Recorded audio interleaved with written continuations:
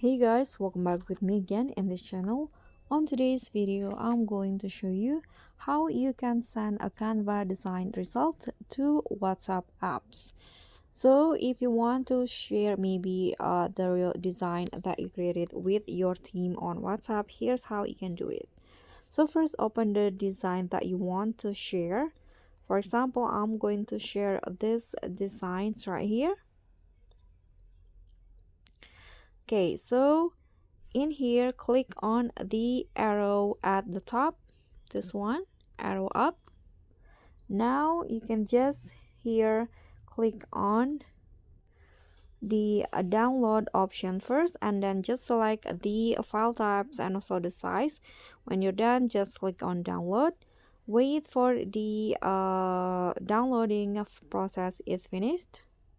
Okay, so there will be a pop-up like this. So if you want to share it to your team or your friends, you can just click on WhatsApp here, and after that select the your friends account, and after that just click on send.